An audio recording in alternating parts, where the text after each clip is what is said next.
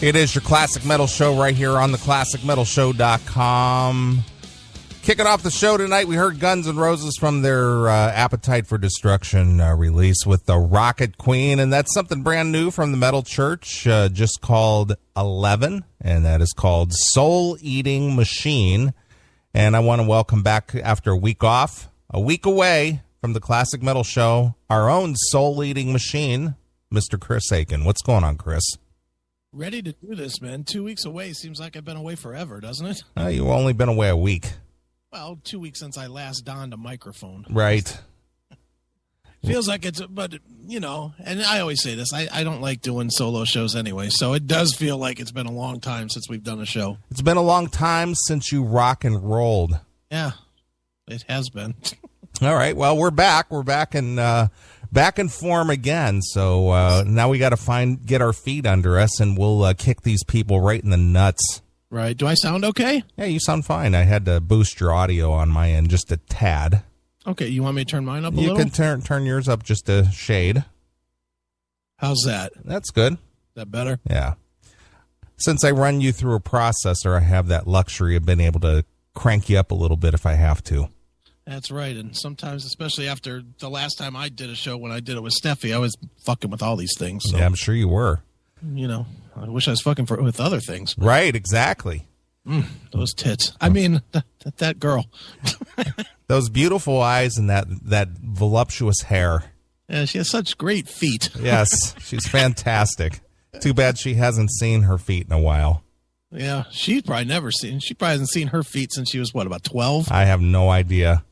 She probably doesn't even know. Her feet have never been hit by rain. Right. When she's at the beach, she's totally tan, but her feet are completely white. Right. Her tits look like they're fucking baked on one side and fucking white eggs on the other. Exactly. Who are we talking about again? Yeah. Somebody. Right. Well, we are back on the Classic Metal Show, and you've been away, Mr. Aiken. You've been tending to business, tending shop. Yes, I have. Well, when did you get back? I got back. When did I get back? Like late Thursday night, and I'm leaving again early tomorrow. Okay. Because I have some TV to do on either Monday or Tuesday, so I'm going to be on TV in Pittsburgh promoting the museum. So I have to go back, but I figured I'm going to stay home for a couple of days. I haven't been here fucking 4 days out of 30. Sure. So needed to come home for a minute, so I'm home. Just for a minute, huh? Pretty, dude. I don't even know where I live anymore. I really feel like I spend half my time in, I spend most of my time in Pittsburgh now. Well, you might as well just sell the homestead and move over there. Well, let's not get stupid here. And become a Steeler fan. That will never happen. I'd rather just not watch football than become a Steeler fan. All right. All right. Well, anyway, just don't do TV on WTAE TV over there because you're too racist for their taste. Yeah, I heard that they fired somebody for saying, and I read it, and I'm baffled as to what the racism was. Well, we will talk all about that. I've saved the stories this week, and we will discuss this at great detail. I don't want to get into this right now, but do you understand what they're claiming to be racist? I'm not saying that it is or it isn't. I'm just saying, do you understand what they're saying is racist? I understand it, but I don't agree with it. Because I read it several times, and I just flat out don't see it. Even a little bit, I don't see it. But we'll get there later. Yeah. In one short word. Yeah. Profiling. Okay. I guess. That's it. That's the crux of the matter. Profiling. This pussy nation. It is. Mm-hmm. It is. All right. Well, anyway, last week I did a show. I know you weren't even aware of it. You thought I didn't do a show at all. Yeah, I had messages. I got in on I got back to my house in Pittsburgh about 11:30ish or whatever, and I saw a message on the Facebook, somebody asking if there was a live show, and it was at like 9:10 or 9:15 or something. Mm-hmm. So I just assumed you didn't do one. Right. Well, I did a full music show. Okay. And I had a nice full chat room, kind of like what we have going right now.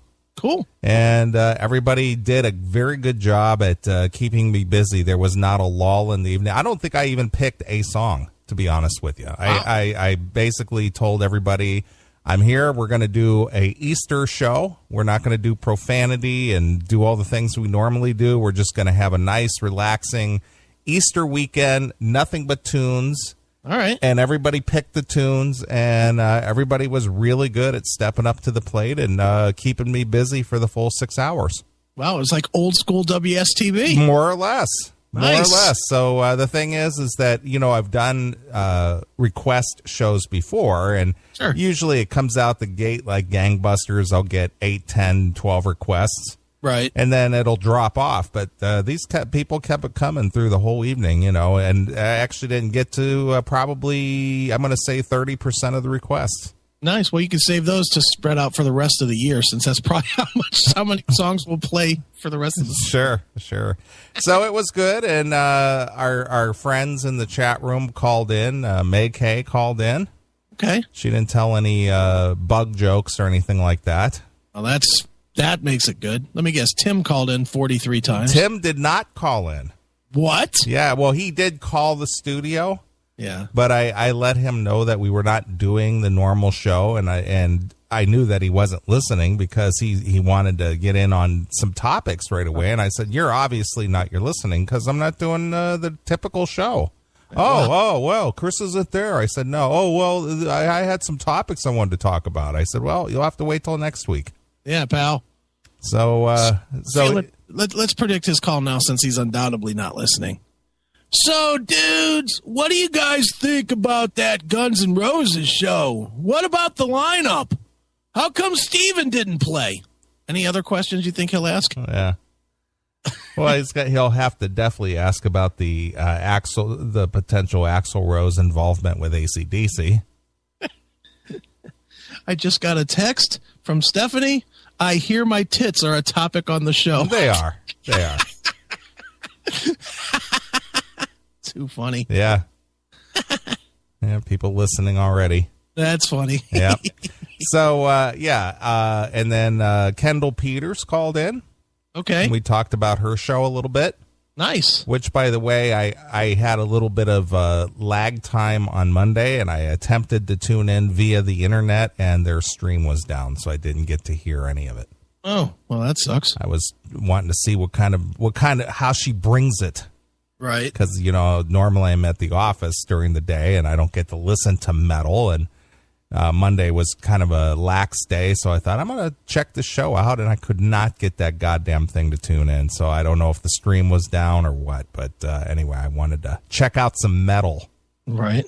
Yeah. So anyway, yeah, she called in, and everybody in the chat room seemed to enjoy the music show, and of course our friend Serena checked in, and she requested a couple tunes, and nice.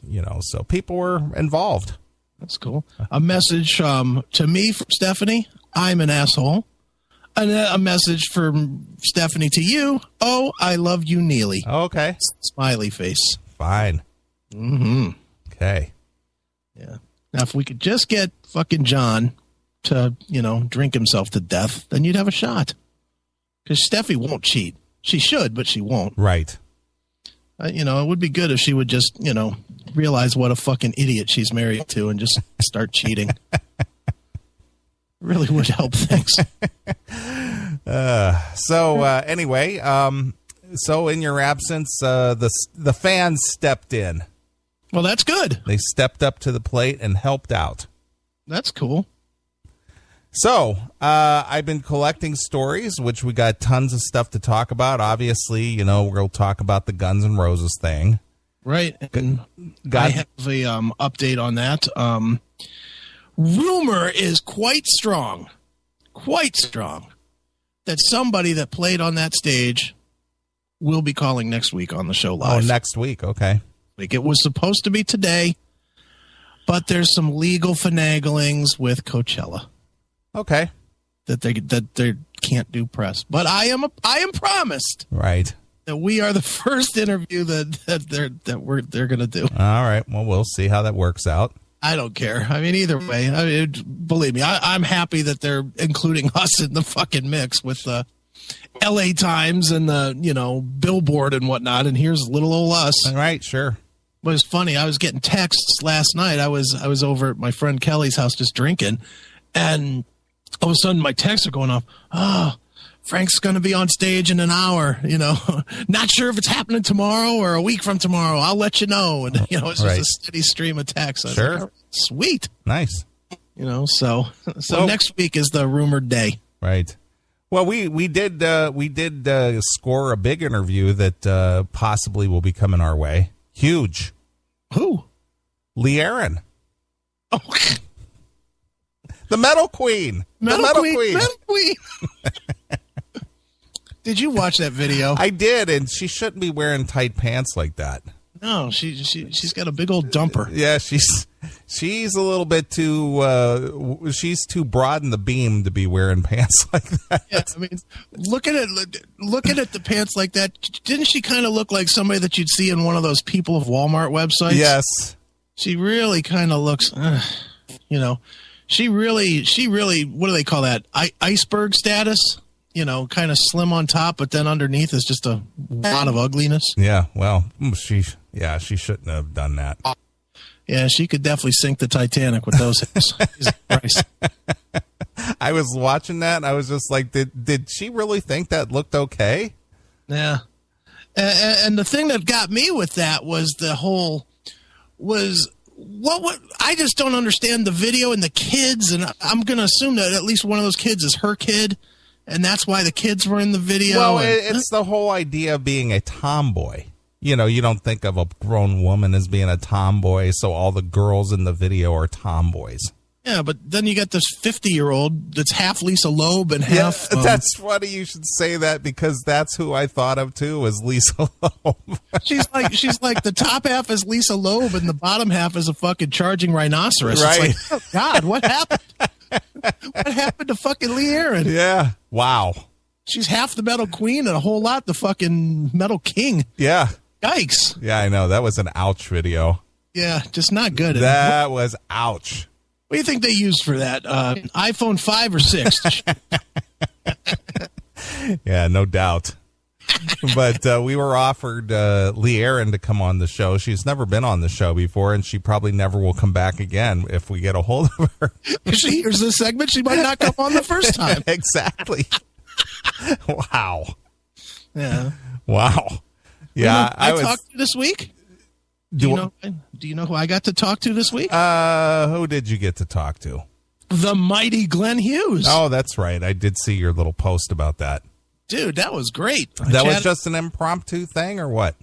Literally, I got it. Hey, there's Lee Aaron. Wow. At least the bottom half of Lee Aaron. Right. No, I got an email from our guy Kevin, and he just sort of said, "Hey, can you talk to Glenn Hughes tomorrow?"